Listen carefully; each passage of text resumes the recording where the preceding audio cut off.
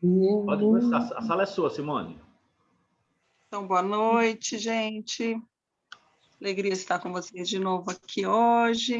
Esse tema inaugural, sem nenhuma pretensão de falar tudo, né, sobre comunicação não violenta, para a gente fazer mesmo um paralelo, né, junto com o conteúdo que a gente vem aprendendo pelo Evangelho, à luz do Espiritismo, e fazer dessa leitura uma leitura que talvez traga algum conforto, né, nesse momento que a gente vê tanta dualidade, tanta divisão, trazendo para a gente uma simplicidade no olhar, uma forma mais amistosa de nos relacionar, e assim a gente poder, né, fazer um laço com essa proposta, com a equipe que se faz hoje de proteção animal, que é na leitura, assim, que a gente pode ver como se fosse um trabalho, os trabalhadores da última hora, no momento de transição planetária.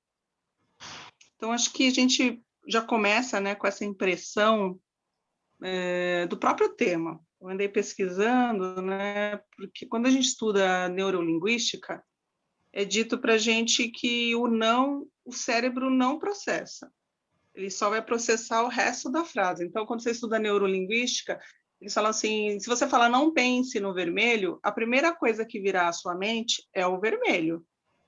E a mesma coisa acontece com esse tema. E na minha pesquisa, eu descobri que esse livro desse autor, né, do Marshall Rosenberg, que faz tanto sucesso em escolas e no mundo, é porque justamente usou o termo não violento, porque a gente ainda tem, no nível evolutivo do planeta Terra, que é só o segundo estágio, né, de provas e expiações, dentre os 5, os quais nós vamos passar, com certeza, é a forma ainda que a gente tem de chamar a atenção. Olha que interessante, né? O livro, a proposta dele só fez o sucesso que fez, né? E vendeu tanto e chamou tanta atenção justamente porque nós ainda temos esse lado instintivo, primitivo, e a gente é chamado a atenção por ele. Então, é uma técnica de aprimoramento nos relacionamentos pessoais e profissionais, o qual a gente vai fazer esse paralelo aqui. Então, aqui a gente já percebe, né, uma citação de Allan Kardec, que na sua codificação ele vai classificar animais humanos e não humanos, tratando-nos como uma única espécie em evolução em diferentes gradações. Então, não por acaso, tudo começou com Allan Kardec no sentido de codificar algo que agora... Ixi. Simone caiu, será? Eu acho que ela deve estar com a conexão estável, João, porque ela congelou. É. Simone.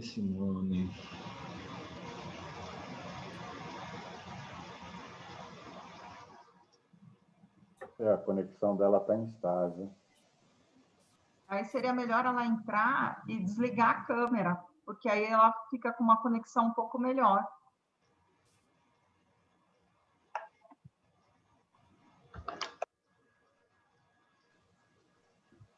Vamos ver se ela está conseguindo nos ouvir. Simone, se você estiver nos ouvindo, desligue a câmera. Ela caiu, acho que agora. Eu acho que ela fechou para entrar de novo.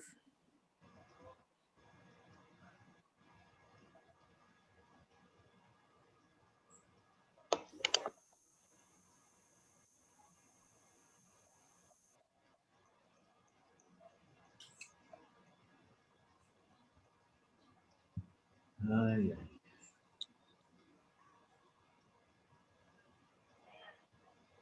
Como chama o autor desse livro, João, que ela falou que fez tanto sucesso? Marshall Rosenberg. Marshall. Eu vou mandar aula para vocês, está logo ali na técnica dele. Não precisa escrever que está indo para vocês. Eu já mando para vocês.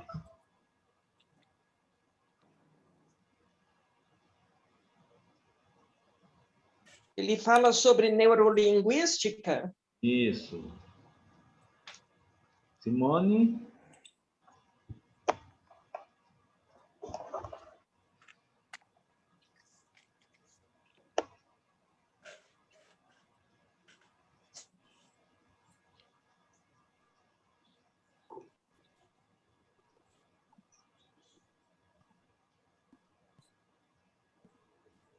Ah, tá entrando.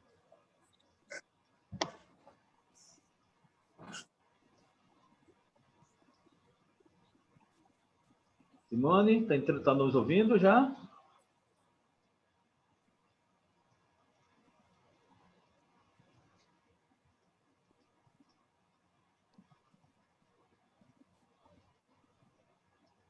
Simone? Eu voltei. Simone, desliga,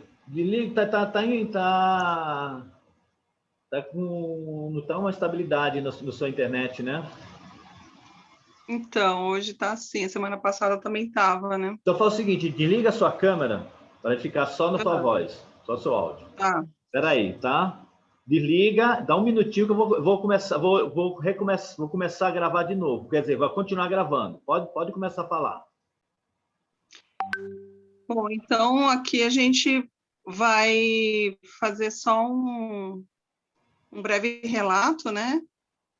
Dessa comparação de animal humano e não humano na questão das heranças instintivas que a gente tem, tentando trazer sempre a nossa consciência, né, para aquilo que nos incomoda, já que a gente já está no grau evolutivo, para a percepção pessoal dos sentimentos, que a gente, enquanto tiver algo não reconhecido em nós, né, aí, como diz uma parte de sermos algumas feras feridas, né? Muitas vezes atacamos para nos defender e nos tornamos, então, repelentes a determinados assuntos.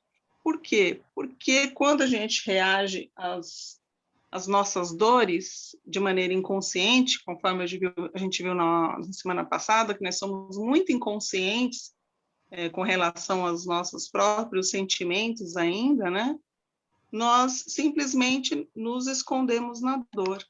E quando a gente passa para essa expressão mais agressiva, como bem nos mostra essas duas gravuras, nós baixamos o nosso nível, né, de humanos para animais mais instintivos.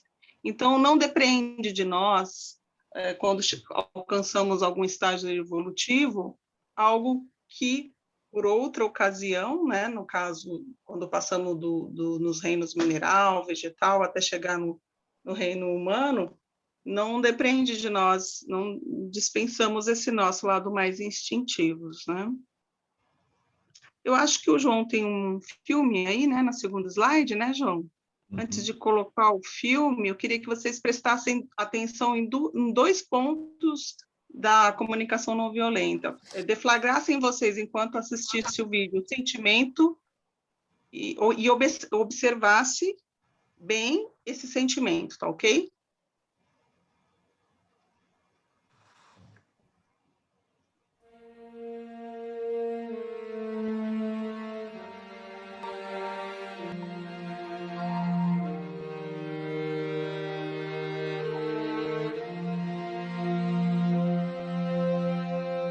Eu já não tenho mais onde morar. Eu já não tenho mais ninguém pra amar. Foi mal, eu só queria um carinho, alguém que ficasse comigo. Eu sinto fome, eu sinto frio. Meu mundo anda tão vazio. Um me chutou aqui agora, outro xingou e foi embora. Inocente sozinho, são quatro patas de puro amor e carinho. Se falam mole já vou logo me exibindo. E eu vivo menos que você, mas é tempo suficiente pra nunca me esquecer. Se me levar pra casa, te espero no portão até voltar. Me ensina a não latir pros seus vizinhos e nem fazer bagunça no sofá. Se me levar pra casa, Prometo que pra sempre vou te amar. Não ligo se você é pobre ou rico. Eu juro nunca vou te abandonar. Não foi por mal. Se eu tentei falar te amo e só saiu au au. Sabe, aqui na rua tem alguém igual a você vivendo como eu. Quando sinto fome e frio me alimenta e divide o cobertor. Me ajuda, me escuta, me entende.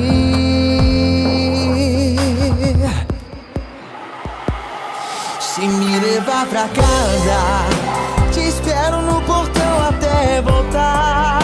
Me ensina a não latir pros seus vizinhos e nem fazer bagunça no sofá. Se me levar pra casa, prometo que pra sempre vou te amar. Não ligo se você é pobre ou rico. Eu juro nunca vou te abandonar. Não foi por mal. Se eu tentei falar te amo e só saiu au, au.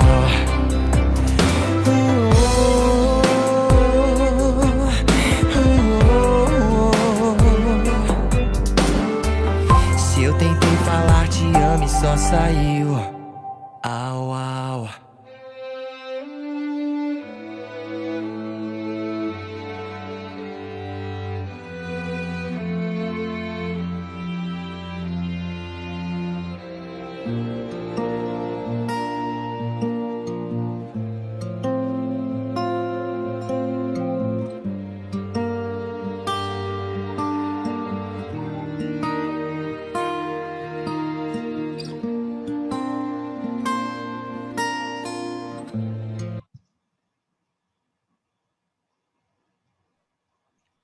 Ok. Então, assim, se vocês quiserem colocar no chat, o que vocês sentiram, né? Quando vocês viram esse vídeo. Porque essas duas primeiras regras, né? Da gente começar a adestrar a nossa percepção do bom relacionamento com as pessoas. Observar e sentir. E deflagrar o sentimento. Né? Não sentir assim de maneira inconsciente. Trazer para a nossa consciência que sentimento nós tivemos. Porque depois a gente vai aprender a expressar a necessidade que a gente tem para ser assertivo numa comunicação a dois, e depois fazer um pedido de uma maneira que seja conciliadora, né? Tem gente chorando, a Rita. Certo, aí esse é o sentimento, né? Já é um sentimento de tristeza, né? Certo. E aí, por que a gente sente tristeza, né? Compaixão, né? Olha lá, Aparecida falando que está com compaixão. Cristina. E por que será que a gente fica tão triste, né? Algum gatilho nosso acionou. A maioria é tristeza, abandono, né? Eu criei uma expectativa a primeira vez que eu vi esse vídeo, daquela moça que parou o carro, dela ficar com o cachorro, achei super estranho, né? Depois ela levou para o abrigo. Eu com ascendente em câncer, que tudo que eu tenho muita dificuldade quando eu resgato um animal, me desfazer dele, né? Embora eu já tenha feito isso algumas vezes, mas sou muito apegada. Então, ali eu já fiz um julgamento. Falei, nossa, a pessoa podia ficar com esse animal. Então, a gente vai ver aqui hoje que esses 4 pilares da comunicação não violenta vai dando um norte para a gente, tentando ser mais assertivo, né?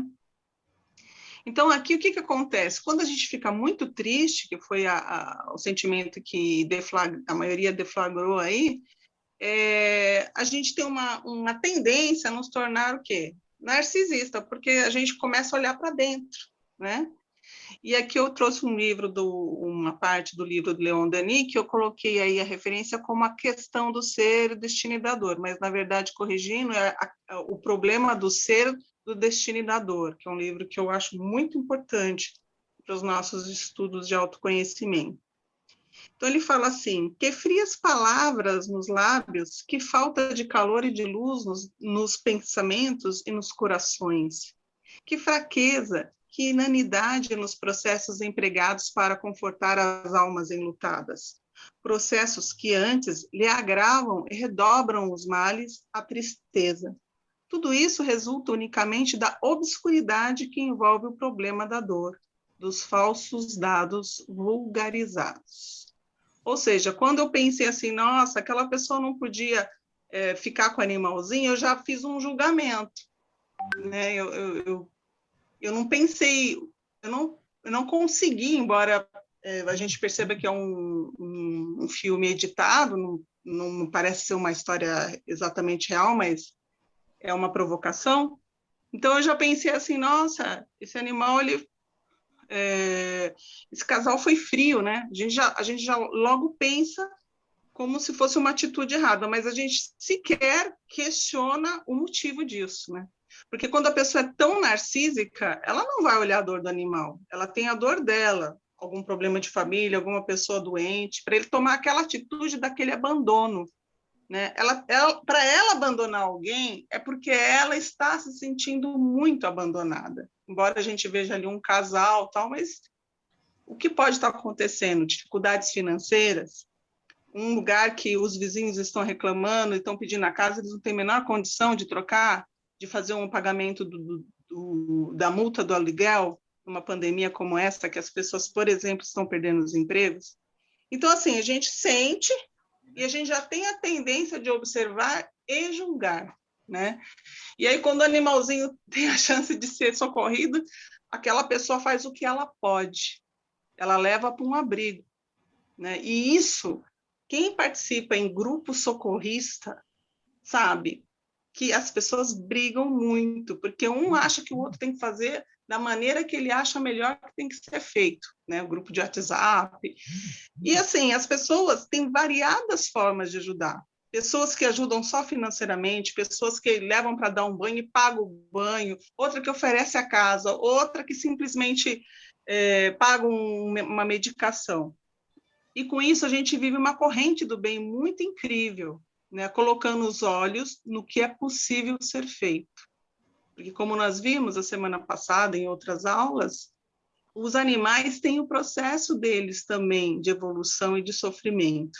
E a gente vem aprendendo cada vez mais nos trabalhos de assistência espiritual ao animal que existe uma questão sistêmica que leva em consideração não só a relação homem-animal como tutor e tutorado, mas também a relação daqueles que estão ao entorno, no bairro, na casa, e até mesmo o próprio veterinário. Né? Muitas vezes a gente cria uma expectativa com o profissional que vai atender aquele animal, a gente muitas vezes fica na dúvida e atribui muitas coisas ao próprio profissional, que já tem uma vida corrida, né? Que já vê muito sofrimento o dia todo, enfim. Então, a gente acaba, assim, caindo na tentação de fazer um julgamento antes mesmo de a gente saber os motivos que levaram aquela pessoa a tomar aquela atitude. Esquecemos que podemos ser alguém que vai chegar e jogar luz naquela situação, né? Então, essa dor narcísica, muito bem colocado nesse texto aí do Leon Denis, é uma dor que não vê nada além de si mesmo, né? É a própria dor, é aquele gatilho que disparou quando a gente viu algo que nos provocou isso, né? Esse sentimento de dor. Então, eu achei muito bacana esse quadro que outro dia estava na internet, eu coloquei aí, sobre essa questão de quando a dor não é minha, eu me sinto menos empata, né, com o outro. Então, eu achei incrível essa frase. Mãe, o que é mimimi? Mimimi é a dor que não dói na gente. E olha só que interessante, né? Porque eu tinha uma antipatia com quem falava essa frase, né? E eu não entendia por quê. E quando eu vi isso aí, eu falei assim, nossa, exatamente isso, né? Porque mimimi é um termo que você cria e não tem no dicionário, mas as pessoas entendem, né? Que é uma frescura, que vai além da medida, não precisa, menos é mais, né? Então a gente fala assim, será que quando eu atribuo isso a alguém, eu estou me valendo dos meus recursos enquanto ser humano, no topo da cadeia evolutiva, né, até o momento que eu me encontro hoje, né? de alguém que possa usar a sua extensividade ao outro, seja um animal, seja um ser humano, né? Então, assim, a gente reduz as pessoas sem conhecer o que está acontecendo com elas, né? E na comunicação não violenta, o teórico, né, que fez o livro e as técnicas, ele vai definir empatia como a compreensão respeitosa do que os outros estão vivenciando.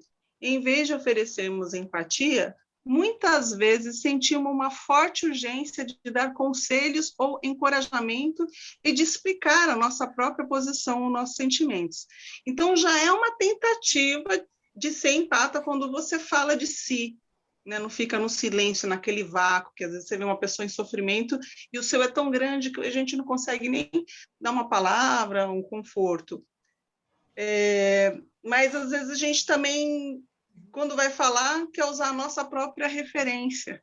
E naquela hora, não vamos diminuir a dor da pessoa, né? Ela vai ficar ali com a mesma dor e, às vezes, a gente pode até aumentar essa dor quando a gente critica, né? No sentido de reforçar essa dor. Então, é isso, nesses dois.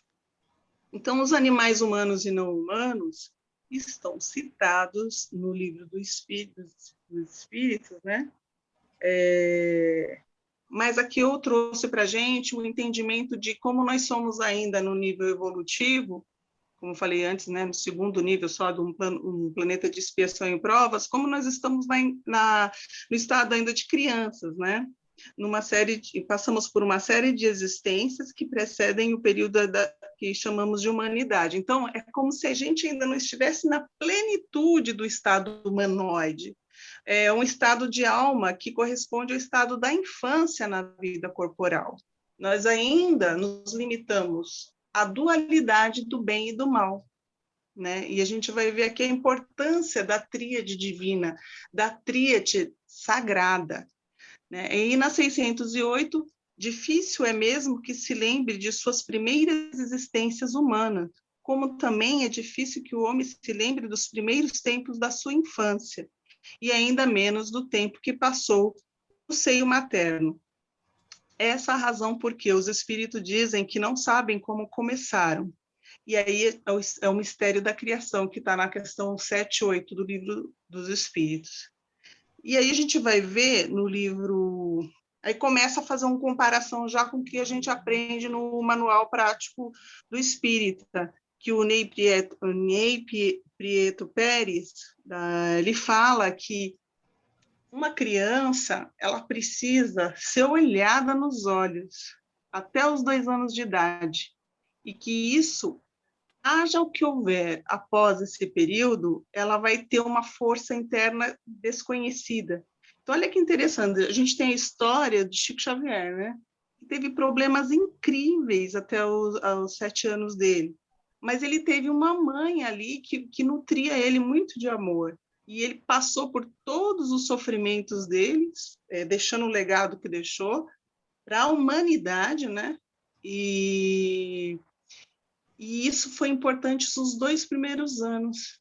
Então, hoje se fala muito em criança interior e em coisas do inconsciente, e a gente começa a perceber que realmente nós vivemos num mundo que a maioria das crianças não tem isso, né?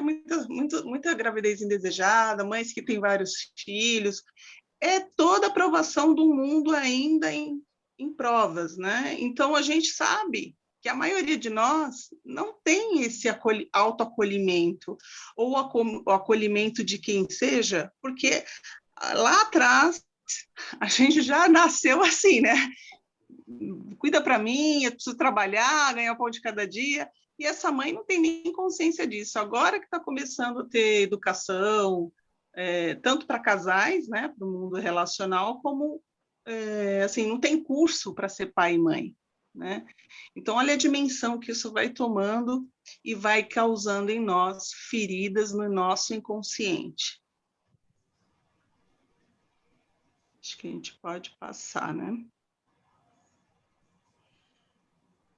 Aqui é a citação, né, desse planeta. De novo, Leon Denis que vai falar que tudo que vive neste mundo, na natureza, animal, o homem, sofre e, todavia, o amor é a lei do universo e, por amor, foi que Deus formou os seres. O animal está sujeito à luta ardente pela vida, entre as ervas do prado, as folhas e a ramaria dos bosques, nos ares, no seio das águas, por toda parte desenrolam-se dramas ignorados. Em nossas cidades, prossegue sem cessar a hecatombe de pobres animais inofensivos, sacrificados às nossas necessidades ou entregue nos laboratórios aos suplícios das vivisseção. Aí, sobre os humanos. Sua história não é mais que um longo de martírio, né, essa palavra. Através dos tempos, por cima dos séculos, rola a triste melopeia, que é o melodrama dos sofrimentos humanos. O lamento dos desgraçados sobe com uma intensidade dilacerante que tem a regularidade de uma vaga, se referindo aí à nossa competição. Então, aqui começa, assim, a questão da comunicação não violenta e a proteção animal. E que eu falei lá no começo que era estranho, né, a gente chamar de comunicação não violenta, sendo que a intenção é trazer à tona a imagem de alguma relação amistosa. E essa relação amistosa é em defesa de que animal? Dos humanos ou dos não humanos? Né? Afinal, se somos todos uma classe única, em diferentes gradações.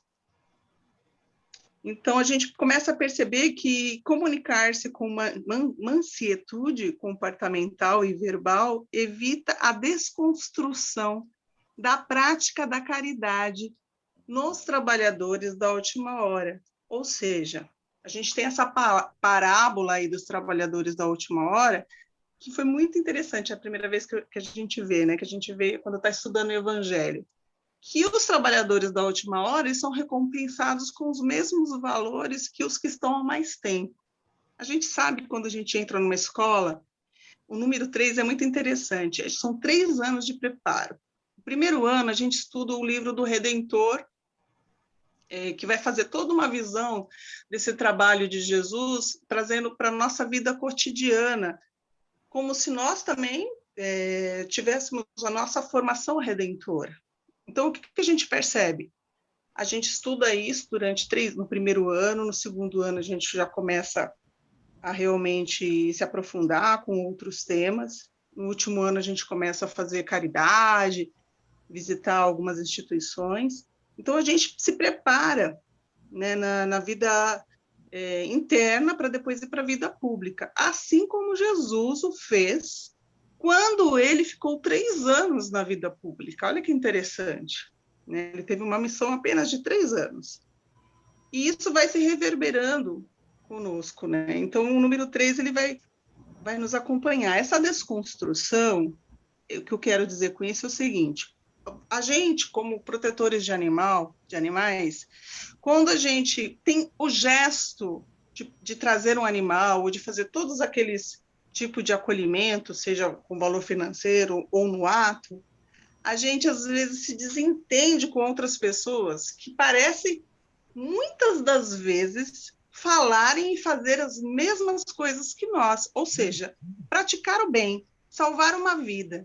Só que a gente briga, discute, às vezes a pessoa está falando a mesma coisa e está um discutindo com o outro, porque as pessoas não se ouvem. Por quê? Porque elas estão na sua dor individualizada, né? Então, a prática da caridade, ela fala mais alto, porque só o gesto por si, como Jesus não escreveu nada, e só pela sua forma de amar e praticar o bem, deixou tantos legados que reverberam até hoje. Da mesma forma, a classe proteção animal, nos dias de hoje, se desconstrói quando acaba brigando. Nada tem a ver com propósito original, que é de salvar vidas, né? Então, essa foi a motivação do tema de hoje, né? Porque o que está acontecendo nas casas espíritas, nos lugares que estão fazendo um trabalho de assistencial espiritual para os animais? As pessoas chegam já preparadas, elas não necessariamente elas vão fazer um curso de 3 anos, como em algumas instituições, como a Federação Espírita e a Aliança Espírita. Elas já chegam com aquele imbuídas desse amor, dessa doação, dessa extensividade com os animaizinhos, e a gente, então, vai percebendo que com o material, ou seja, um curso de reiki, ou um curso de magnetismo, ou qualquer outra questão que foi estudada e preparou aquela pessoa para se doar, né, nos trabalhos mediúnicos, ela, às vezes, está muito mais preparada do que alguém que fez esses 3 anos teóricos, né? E o contrário também é verdadeiro, porque, às vezes, as pessoas, há 22... Está ótima a sua Caiu. aula, mas é o seguinte, você está demorando muito, e já temos só 40 minutos, ainda está no início Então, ainda. é que depois eu só vou ler, tá? Mecanismos de abordagem. Como socorrer um cão preso na laje em um dia de chuva? Eu fiz aquelas 2 perguntas no começo de vocês e agora eu vou fazer as outras 2. Primeiro a gente fez a observação e o sentimento. E agora a necessidade e o pedido. Eu gostaria que vocês internalizassem isso. Qual a necessidade de salvar esse cão nesse momento, né? Se ele não está sozinho, se ele tem um tutor. Qual a abordagem, baseado no que a gente conversou um pouquinho até agora, qual a abordagem que eu faria para salvar esse animalzinho? Né? Baseado nessas 4 pilares: observação, sentimento, necessidade e pedido. Ele está pedindo para a gente ser salvo? No nosso íntimo, sim, porque igualmente como aquele filme, a gente sente que ele está em apuros, com dor e sofrimento. Mas aí a gente pode responder isso no final, porque primeiro é preciso a gente mudar a nossa forma de pensar. Então, vamos passando aí rapidinho e vamos deixar. A Rita falou que achou que não. Proteção animal e comunicação não violenta. Ah, tá, entendi. A teoria da comunicação, quando reduzimos tudo ao bem e o mal. Então, a gente vai ver que existe uma conversa na proposta da comunicação não violenta do Rosenberg com a teoria da comunicação. Ou seja, a gente vê como a benevolência do maior vai trazer para a gente algumas questões que a gente vê no Evangelho e em outras ciências. Ou seja, quando você reduz tudo ao bem e ao mal, a gente está sendo muito infantil, estamos sendo crianças nessa situação, né? Porque a gente sabe que sempre tem o bem no mal e o mal no bem, como o símbolo do tal, quando a gente faz aquela roda preta e coloca uma pontinha branca no preto, uma pontinha branca preta no branco, né? Então, uma espécie de contém está contido. Então, tudo começa, a bagunça começa quando a gente tem a intenção de emitir uma frase e o receptor vai entender diferente daquilo que a gente intencionava. Então, aqui é algo muito que muita gente já sabe, mas só para a gente ter os dados. Os gestos e as expressões falam muito mais do que as palavras. Eles falam 55%. É aquela história, você está lá no consultório médico, você está falando com o médico, você está falando que nem o João fez agora, eu estou falando, aí o médico levanta. Quando ele levanta, você já entende que é para você sair da sala, né? Então, a expressão não verbal, ela te comunica muito mais com gestos, expressões, posturas e informações. Só 7% é a voz. Só que com ela vem a entonação e o tom de voz, velocidade, ritmo, volume e entonação. Então, são palavras que são expressas, né? Então, isso vai fazer a comunicação se aproximar aos 80%, aos 90%, né? Então, a gente pode passar aí, João. Se você quiser passar para o outro, não sei o que está passando, é o Cícero? Eu mesmo. Então, aí o que acontece? O diálogo interior é um acionamento de gatilhos, porque o emissor ele vai ter a cultura dele, a referência dele, que é o processo intrapessoal. Então, a primeiro e acima de tudo é a relação de você com você mesmo, né? E a sua forma de expressão, junto com aqueles números todos que a gente viu, vai depender de como você enxerga. Por isso que a gente pediu para observar o sentimento no primeiro vídeo. Por que eu sinto um abandono? Será que aquilo não dispara um gatilho de infância em mim? Alguma coisa que me traz essa sensação? E aí eu parto para uma necessidade minha, que eu ainda nem sei qual é, e é essa questão. Eu vou passar o diálogo interior, vou emitir uma frase, o receptor vai entender, e aí a gente vai ter o risco da interpretação, porque quando chegar no receptor, igualmente, ele vai ter o mundo interior dele com a cultura dele, e aí vai ter filtro nessa interpretação. Então, nós vamos começar a ir além da dualidade, na tríade emissor, receptor e mensagem. E a gente pode ir para o próximo. Começa uma verdadeira torre de Babel, porque aquilo que a gente falou antes, às vezes um está falando a mesma coisa que o outro, mas as terminologias e a forma de expressão, e começa, às vezes, uma discussão totalmente desnecessária, né? A mensagem são dados interpretados, nem sempre a mensagem ela é entendida na íntegra, com esses dados que lhe chegam, sempre sujeita a ruídos. E aí, a teoria da comunicação vai definir que o ruído é um fenômeno que é produzido numa comunicação, seja escrita, oral, sonora, e não pertence à mensagem intencionalmente emitida. A gente pode ir para o outro. O processo intrapessoal é a disciplina do pensamento e a reforma de caráter. Então, aqui, de novo, o problema do ser e o destino da dor fala: o pensamento, dizíamos, é criador, não atua somente em torno de nós, influenciando nossos semelhantes para o bem ou para o mal. Atua principalmente em nós, gera nossas palavras, nossas ações, e com ele construímos dia a dia o edifício grandioso ou miserável de nossa vida presente e futura. Modelamos nossa alma e seu invólucro com os nossos pensamentos. Esses produzem formas, imagens que se imprimem na matéria sutil e que o corpo fluídico é composto. Assim, pouco a pouco, nosso ser povoa-se de formas frívolas ou austeras, graciosas ou terríveis, grosseiras ou sublimes.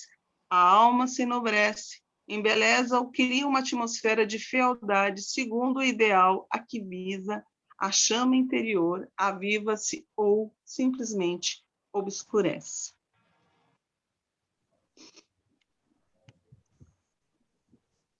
Processo intrapessoal exige amor. Então, quando nós temos essa relação conosco, deflagrando os 4 pilares da comunicação não violenta, observamos, sentimos, percebemos a nossa necessidade no meio daquela situação, e aí há um pedido.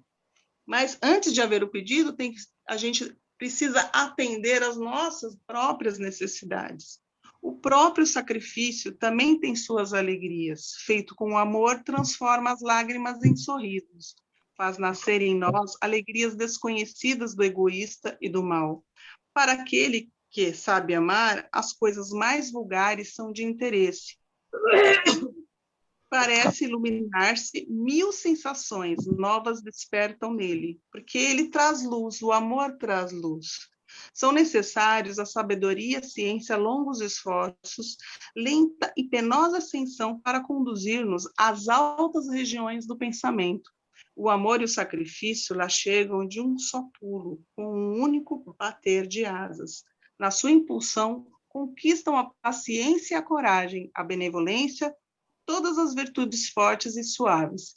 O amor depura a inteligência, engrandece o coração, e é pela soma de amor acumulada em nós que podemos avaliar o caminho que temos percorridos até Deus. A todas as interrogações do homem, as suas hesitações. Então, o amor supre, como fala no Evangelho, né, todas as questões. Olha como se conversa, né? A comunicação alienante, julgamentos. tipo de comunicação alienante da vida é o uso de julgamentos moralizadores que submetem uma natureza errada ou maligna nas pessoas que não agem em consonância com nossos valores. Não julgueis para que não sejam julgados. Aí, pois com o critério com que julgarás, sereis julgados. Mateus 7:1. Comparações. Quando fazemos essas comparações entre o real e o ideal, começamos a nos sentir infelizes. Às vezes, uma pessoa resgatar um animal, se ele não tiver de lacinho e de sapatinho, é maus tratos, né? Então, ele fala assim, que adianta a pessoa tira o cachorro da rua, mas deixa no quintal? Mas, às vezes, aquela pessoa que deixa no quintal, ela mora com outra pessoa que não admite o animal dentro da casa dela. Então, ela está fazendo o que ela pode, né? Dentro dos limites do acolhimento que ela pode fazer. E ela alimenta e dá carinho.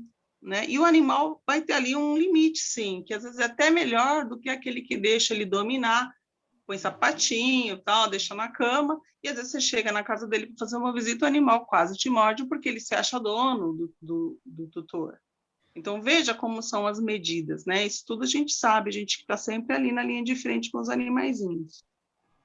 O uso corriqueiro de expressão ter de ilustra de que modo a responsabilidade pessoal por nossos atos fica nesse tipo de linguagem a expressão fazer alguém sentir-se como uma culpa, né? Falar assim, tá vendo? Se você tivesse feito daquele jeito que eu te falei, tivesse dado remédio para o cachorro lá na rua aquela hora, ele não ia estar tão doente agora.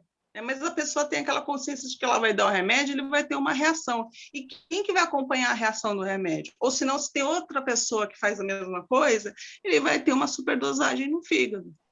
Né? Então, às vezes, a gente não consegue ver o todo, não observa realmente a necessidade do animal. Porque, às vezes, a gente está projetando, não raras vezes, a nossa própria necessidade. E como a gente também viu a semana passada, com aquela autista que o João Amaro apresentou, o animal tem as suas necessidades próprias. Comunicar nossos desejos como exigência. A gente acaba impondo, e isso tem um pouco a ver com o anterior, do ter que, ao outro o que é certo e o que é errado com base na nossa própria referência, incluindo as recompensas e as punições. Então, veja como nós também somos adestráveis como os animais, né? A gente pune e a gente recompensa. Então, podemos substituir uma linguagem que implique falta de escolha por outra que reconheça possibilidades de escolha, né? Então, é aí que vai entrar realmente a parte positiva, que é a compaixão na comunicação. Até uma frase de Krishnamurti que fala que observar sem avaliar é a forma mais elevada da inteligência humana. Olha aí, tudo a ver com o estudo do Evangelho, né? A gente se não cair na tentação de falar de alguém, de julgar alguém. Então, são 4 itens: separe, observação e avaliação. Observe primeiro, silenciosamente. 2, necessário expressarmos nossos sentimentos. 3, reconhecer as necessidades por trás daquele sentimento. Por que eu fiquei triste? Por que eu senti dor? Eu estava com medo? Eu estava com raiva? Eu estava com inveja? Aí a gente começa a aprofundar nos 7 pecados capitais. A cabeça deles, como a gente vê no Evangelho, que é o orgulho, né? E o 4, o que gostaríamos de pedir uns aos outros para enriquecer a nossa vida? Porque muitas vezes a gente tem uma necessidade, um pedido para fazer, e a gente se cala. E tudo que é diferente daquilo nos irrita. E aí também começa uma grande confusão. Por falta de quê? Falta de a gente entrar em contato com as nossas necessidades. É falta de autoconhecimento. E ficamos, então, naquela obscuridade do texto anterior, que nós estudamos também, quando a gente se aprofunda em cursos mediúnicos ou apométricos, de que é a nossa sombra. Nós começamos a deixar de lado essa sombra. E a gente precisa entrar em contato com ela, seria muito bom, né? Entrar em contato com ela, quando a gente joga a luz dar atenção para essa necessidade pessoal, não do outro. Então, aqui, além dos 4 pilares, né, que é a observação, sentimento, necessidade e pedido, ele vai trazer, de novo, uma forma, né, da gente fazer uma comunicação autêntica. Que a ideia é essa, nós sermos autênticos. Cumprimentos convencionais frequentemente tomam a forma de julgamento, ainda que positivo, e às vezes são feitos com a intenção de manipular o comportamento dos outros. A comunicação não violenta nos encoraja a expressar a apreciação somente para celebrar, ou seja, quando as coisas deram certo, a gente enaltece, mas tomar muito cuidado com aquela forma de querer manipular, né? Então, aí tem o número 1, a ação que contribuiu para o nosso bem-estar. Número 2, a necessidade específica que foi atendida. E o 3, o sentimento de prazer que foi gerado em consequência disso, ação e necessidade. Quando recebemos elogios expressos dessa maneira, podemos aceitá-los sem nenhum sentimento de superioridade ou de falsa humildade. Isso aqui é bem interessante, porque isso é visto também em constelação familiar, isso é visto também na evangelização infantil. As crianças, se você ficar elogiando muito, são que nem os nossos animaizinhos. Se você ficar muito com aquela vozinha fina, né, eles querem dominar a gente. Então, a gente precisa pôr limite, assim, né? Então, por isso que a comunicação, ela tem essa pretensão de ser autêntica. A gente dá limites, inclusive, às nossas próprias necessidades e a maneira como a gente vai expressar para atingir o nosso objetivo. Aqui é muito interessante porque, como a gente viu antes, assim, o símbolo fala muito mais do que as palavras. Tem uma expressão na teoria da comunicação que fala que tudo que é linguagem é língua. Mas nem toda língua é linguagem, mas nem toda linguagem é língua. Ou seja, a linguagem a gente sabe, né, que existem vários idiomas e ela comunica a língua, no caso, mas a linguagem ela é muito mais ampla. Ela se fala com gestos e com símbolos. E aí eu coloquei esse símbolo aí do número 12, né, que representando aí Jesus, que usava as parábolas, porque as parábolas, elas expressam muito conteúdo numa história muito pequenininha. E ele exaltou a qualidade de cada um de seus 12 apóstolos, e isso a gente percebe com uma leitura magnífica, que é o livro de Boa Nova, de Humberto de Campos, que é também chamado do Irmão X, né? Porque ele era um influente da época, e quando ele desencarnou, Chico Xavier começou a psicografar os livros dele, e a família não gostou, não acreditou, não aprovou, então ele começou a usar o pseudônimo de Irmão X. Então ele começa ali ensinando os seres, aqueles seres simples que são pescadores de homens, pescadores de peixes, a pescar os homens, com comportamentos encontrados em 3 na síntese do Pai, do Filho e do Espírito Santo. Então, ele vai fazer toda uma simbologia, de novo, no 3, né? Que interessante o número 3, que é onde começa a criação, né? Enquanto tem um mais um, né, no 3, no Espírito Santo, que a gente vai fazer a ascensão para o caminho do Pai, né? Num processo de despersonalização, ou seja, Jesus, além de não deixar nada escrito, tudo que ele fazia, ele pensava. Nesse livro fica bem claro isso, quem puder ler, é de graça, né, na internet. Ele pensava as qualidades, mostrando o verdadeiro líder que ele era, né, e a magnitude que ele tinha. E ele cumpriu a missão dele, deixando-nos o legado aí do Evangelho até os dias de hoje. Cuidar com a dureza de coração ou banalização do Evangelho. Então, nós temos a tendência de tomarmos para nós o conhecimento, e isso é uma tendência antropocêntrica, ou seja, nós nos colocamos no topo da cadeia evolutiva, a partir do momento que foi desenvolvido o córtex cerebral, como nós vimos no encontro da semana passada, e aí a gente começa a se diferenciar.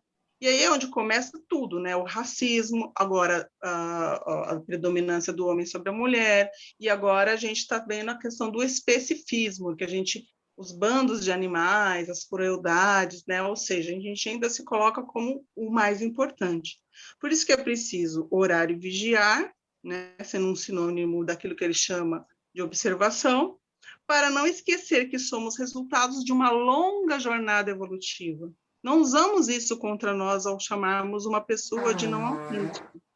A gente tem uma tendência de, quando a gente tem um conhecimento, a gente muda a nossa medida, a nossa régua e compasso, como no símbolo anterior, né?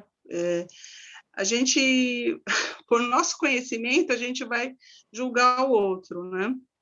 Então, muitas vezes, a gente cai na tentação de falar assim, nossa, essa pessoa não está sendo nada autêntica, porque nós temos o conhecimento das nossas necessidades, nós treinamos isso.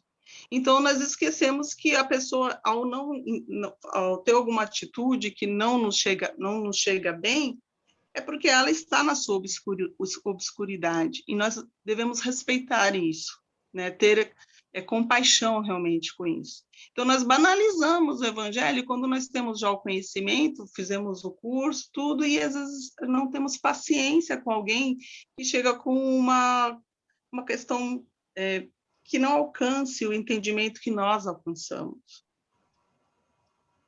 Porque são muitos os preparos, né, gente? As pessoas, como a gente estava falando antes, ela pode não ter a escola que nós tivemos, mas ela passou por outros processos, e esses são os trabalhadores da última hora, no gesto, né, do acolhimento.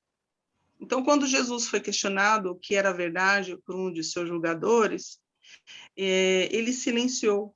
E aí o livro Francisco de Assis, pelo Espírito de Miramês, ele vai contar essa situação justamente no momento que Francisco de Assis começa a ter embates com o seu pai, porque o seu pai é um comerciante muito orgulhoso, ele quer que o seu filho seja como ele. E Francisco de Assis tinha uma missão que não era pessoal, era uma missão transcendental. O livro vai trazer que ele é o mesmo espírito de João Evangelista, e ele vem na Idade Média para superar todas aquelas questões e trazer de volta o verdadeiro valor da cristandade, porque estava muito materializado dentro da era da igreja, no caso, né? Então, ele silenciou quando ele foi questionado, lá na época da sua crucificação, né? Porque o livro Sublime Peregrino vai dizer que o sacrifício dele não foi ele ser crucificado, porque isso acontecia com muita gente. O sacrifício dele foi ele vir numa esfera muito menos evoluída, que é o planeta Terra. O corpo dele foi condensado durante mais de 1000 anos. Isso foi o sacrifício que ele fez. A leitura de sacrifício é com outra dimensão.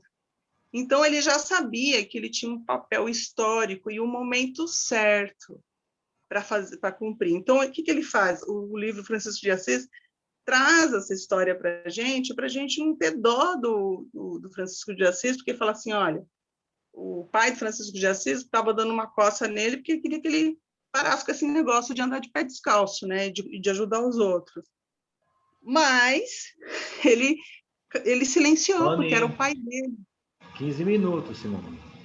Ah, tá. Então, eu estou falando muito mesmo hoje, muito, hein? Desculpa.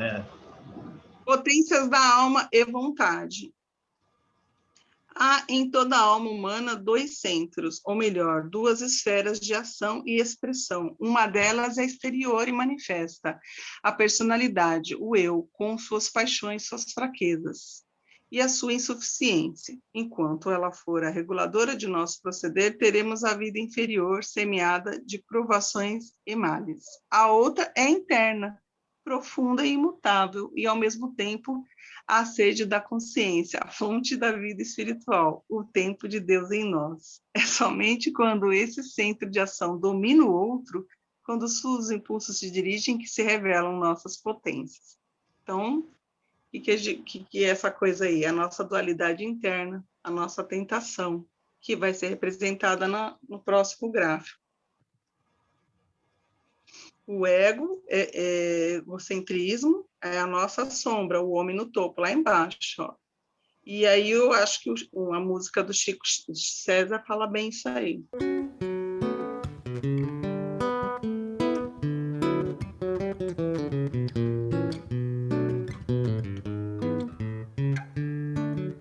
Deus me proteja de mim e da maldade de gente boa, da bondade da pessoa ruim.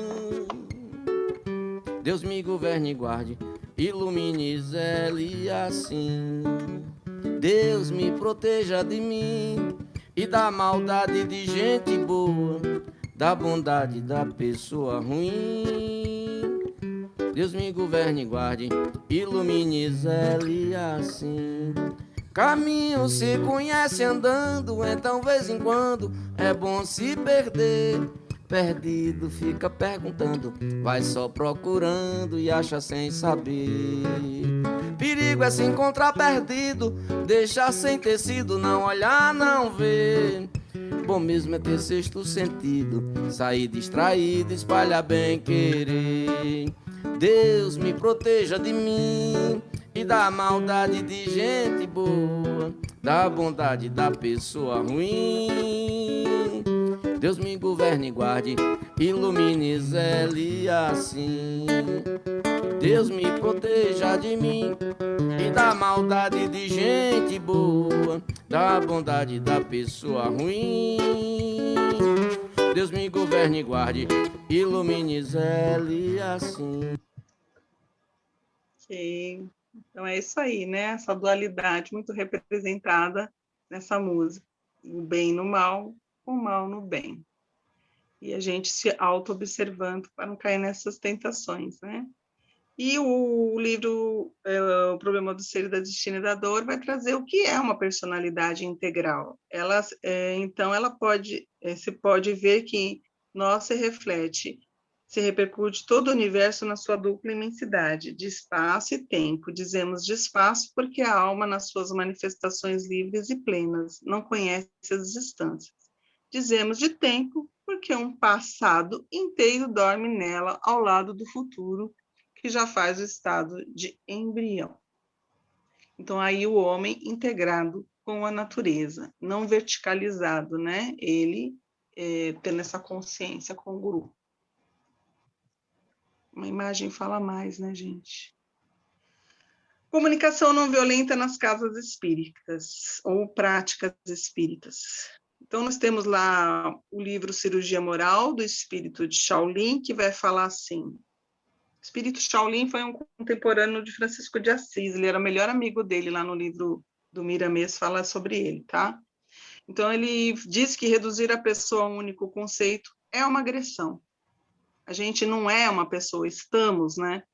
Tanto estamos, na visão espírita, no invólucro de várias existências, como no papel da nossa vida, né? Quando você está cuidando do seu filho, você está no papel de pai. Quando você está trabalhando, no papel de profissional. E assim vai. Então, esse exercício, para nós, também ele é muito importante. Quando a gente está prestes a entrar numa discussão, numa coisa menos amistosa, né? Então, lembrar que eu estou numa situação, eu não sou aquilo, para não ter a dominância da linguagem, do verbo, não querer ser dominador, né?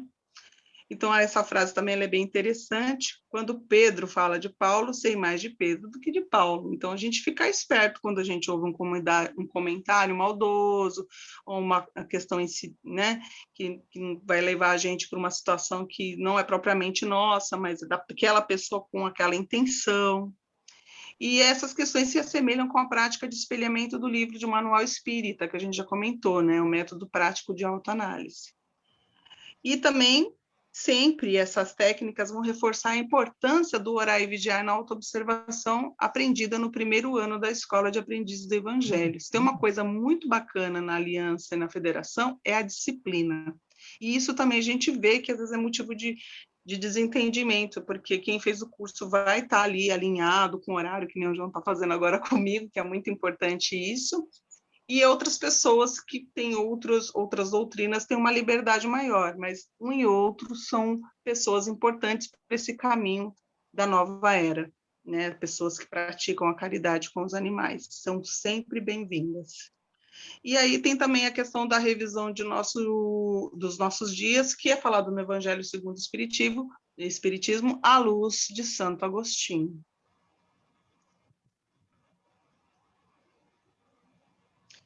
O auto-engano, que é aquele julgamento que às vezes a gente faz precipitado, ele é intrínseco na evolução do ser.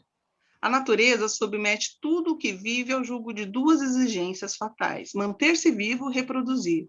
O que parece claro é o risco de extinção, o desafio de sobreviver e proporcionar com sucesso em um jogo de astúcia e agilidade, sorte e força bruta, desde o funcionamento do sistema imunológico na defesa do micro-organismo patogênicos e o reconhecimento de diferenças relevantes na composição bioquímica das células de forças pela sua preservação, inclusive a dissimulação.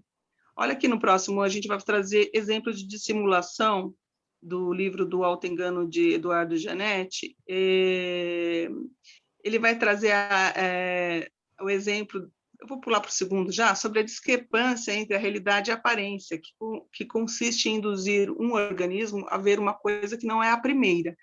Então, eles formam imagens deturpadas. Por exemplo, esse percevejo africano, ele primeiramente caça algumas formigas com o intuito de comê-las, e depois ele gruda algumas formigas no seu corpo, na sua carcaça, disfarçado. Ele se dirige ao formigueiro mais apetitoso e come à vontade, porque ele se disfarça de formiga, gente. Então, veja como que nós vamos ser autênticos e falar, às vezes, julgar alguém, se a dissimulação está lá desde a época que a gente era um simples inseto, um percevejo. É muito intrínseco do ser, é uma questão de sobrevivência. A gente faz isso também quando a gente estuda as personas, né? A personalidade, que é uma proteção de sobrevivência, e é perigoso quando a gente fica sempre no mesmo tipo de persuasão, né? No sentido de estar dentro de casa e estar agindo como se estivesse no trabalho. Então, a gente tem que aprender a se despir disso. O aumento da flexibilidade comportamental se faz na intraespécie, baseado no engano. Aqui é outro exemplo. Seres da mesma espécie, em que a mosca começa a fazer... porque o macho, quando ele vai cortejá-la, ele dá algum alimento, enquanto ela come, ele faz o coito. Então, tem uma espécie que se faz de fêmea, para na hora de vir a comida, ele fugir. Olha que loucura, gente. Olha a inteligência nesses reinos. E aí, é lógico, quando o outro macho vem, ele vai embora, não deixa ele se aproximar. Então, é um disfarce, né? Podemos passar. Bom, nisso tudo que a gente vê, nós somos seres, assim, candidatos a sempre ver no outro coisas que são nossas. É o espelhamento. Muito do que dizemos diz respeito a nós mesmos, devido a esse processo intrapessoal não estar consciente. E aí, muitas vezes, tem aquele gatilho que acionamos em reações positivas, geralmente negativas, quando a gente não lembra uma dor que nos afetou, né? É muito comum acionarmos essa dor e aí a gente começa a reagir negativamente com as pessoas. Há um caminho em nos reconhecer bons, mesmo que a princípio pareça ruim. O importante é acolher, então é o autoacolhimento. Se desprezo ou não tolero, tenho menos chances de reconhecer.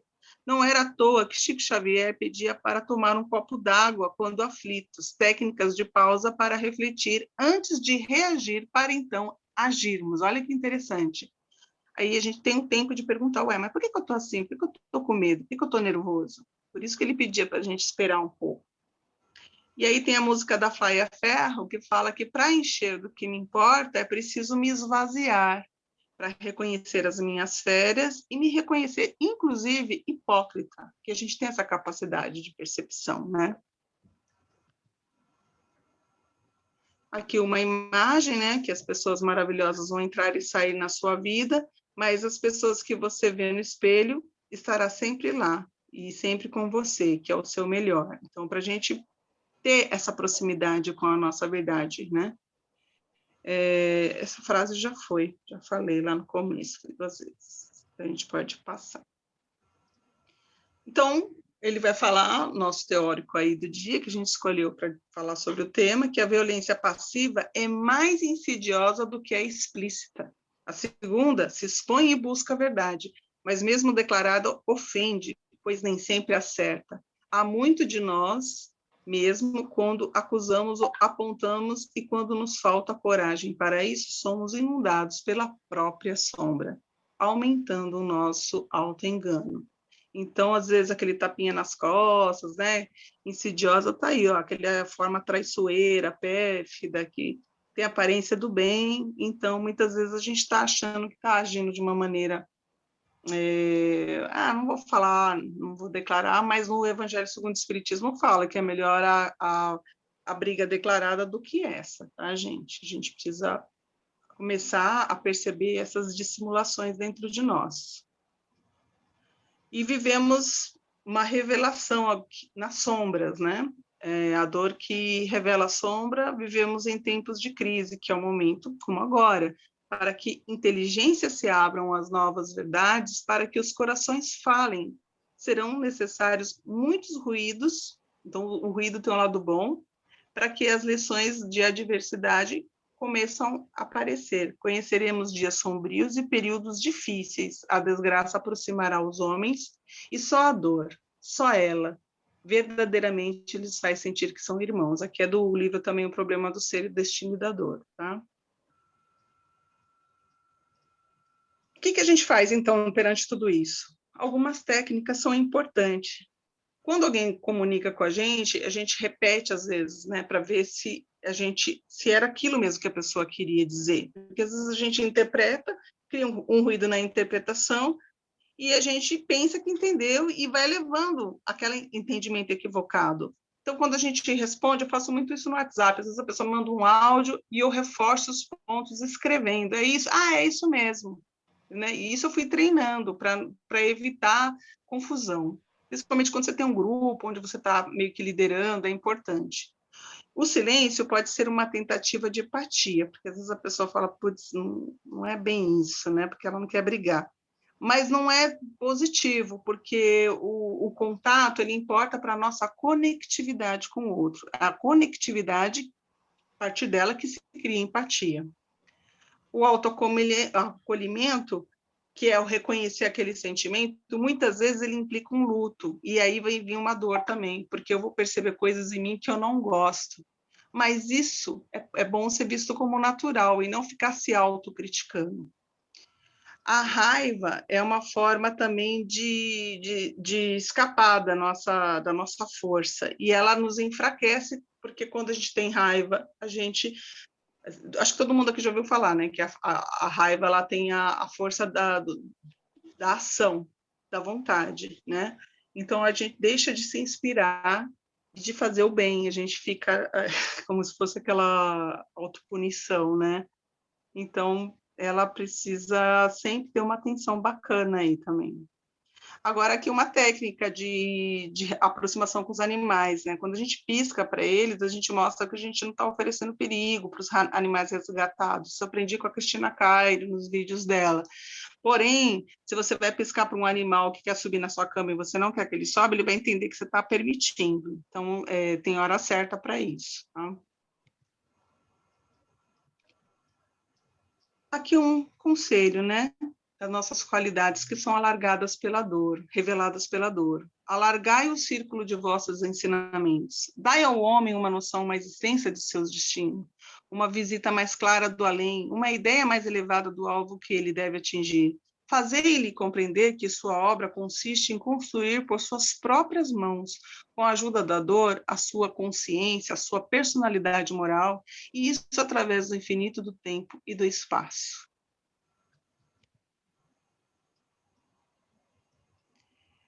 Então, aqui, talvez a gente possa concluir, né, que a proteção animal é uma prática necessária para vermos a mudança que gostaríamos de ver no mundo, né?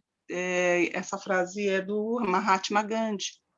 Seja você a mudança que gostaria de ver no mundo. Quando não mais houver homicídios de qualquer espécie no globo terrestre, livrando-nos das dominações representadas hoje nas linguagens verbais e não verbais, antes de qualquer atitude, tão logo lograremos a herança da terra, que sabiamente Jesus adjetivou como a conquista dos mansos de coração. e não dos calmos. Talvez seja por isso que o primeiro filme espírita Nosso Lar, produzido nas telas de cinema, teve como foco o Ministério das Comunicações. Pois já dizia Gênesis, no princípio era o Verbo era Deus e tudo criou. Resta saber se, como co-criadores que somos, se produziremos paredes ou janelas. Essa última frase é da Ruth, ficou tão pequenininho aqui, Bebermeyer, do livro Comunicação Não Violenta. E aqui é a frase que ilustra, né, que nem sempre a evolução significa progresso. Os animais estão procurando um humano abandonado, e lá na Sociedade Protetora dos Humanos, ele vai falar assim, lamento, mas não temos os animais, não temos humanos abandonados, os animais não abandonam os humanos. E aqui uma frase, né, animais humanos, para a gente exercitar na nossa comunicação fraternal extensiva, seja ela em verbo ou em gesto. Sorriso é remédio, abraço é remédio, perdão é remédio, partilha é remédio, ouvir é remédio, brincar é remédio, orar é remédio. E você tem uma farmácia aí dentro para curar corações e minimizar dores. Economize não. E os animais humanos, economize não. E aí acabou, gente.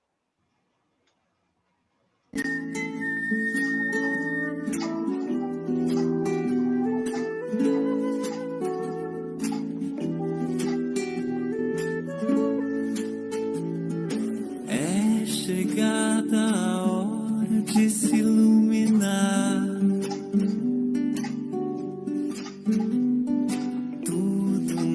Essa história tem a ver com amar. Cada um de nós leva um brilho infinito. Tente encontrar se tiver escondido. E não precise tão longe para brilhar. O seu sol nasce onde você está. Olha ao seu lado e veja quem você pode ajudar. Não é obrigado, mas faz bem. É bom brilhar. Yeah, yeah, yeah.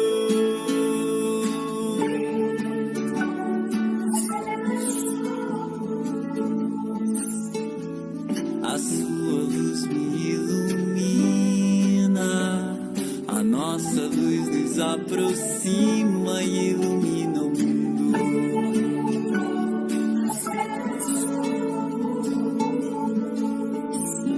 A sua luz me ilumina. A nossa luz nos aproxima e ilumina o mundo.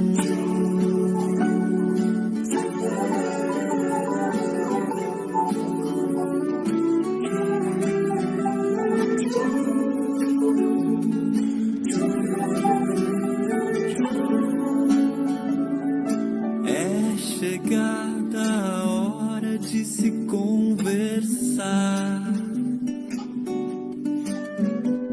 Se há algum problema, vamos consertar.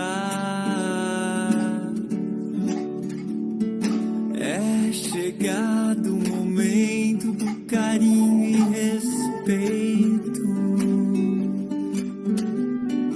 Vamos fazer brilhar o que temos no peito.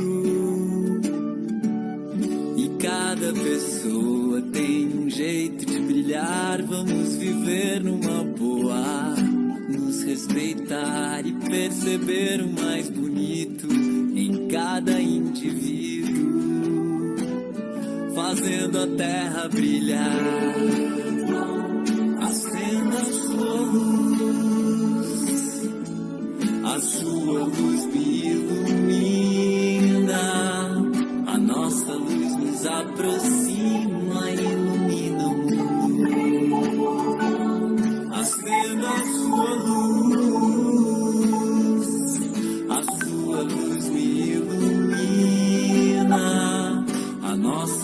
luz aproxima e ilumina o mundo. Acenda sua luz.